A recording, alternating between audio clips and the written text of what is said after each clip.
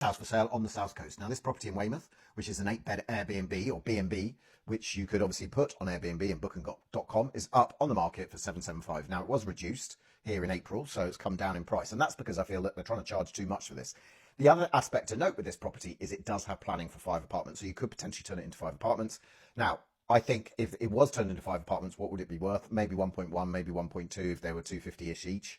Then you might get up to that level. But I don't think it's going to be worth that, more like 1.1, which means then when you've got to work back down, is it worth 775? Now, once you've paid the stamp and the cost to convert it, and if you're buying it on finance to do that, you're not going to be left with much of a profit margin. So that kind of rules that out to me. So although someone is thinking they've added some value by creating the planning on this property, in actual fact, I don't think you have.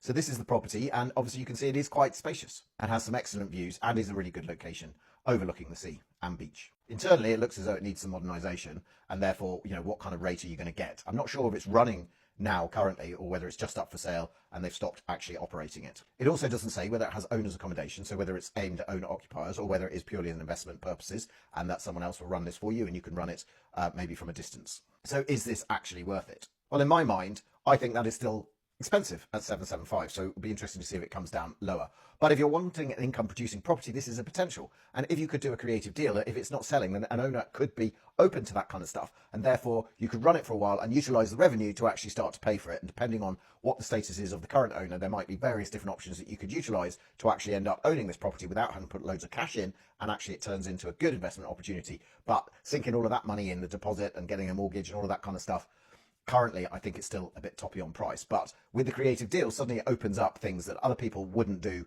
who had cash, and there's a win for the owner there as well. So if you're interested in thinking, okay, could I do deals like this? Could I do the deals in my area? Then why not come along to my Getting Creative with Commercial Finance Cheese and Wine event in the City of London in July, where I can talk through deals like this. I have done £1 million deals like this, and my mentees have also done similar deals like this, where there's a win for the buyer and the seller without having to use loads of cash. Occasionally you can exchange for just £1.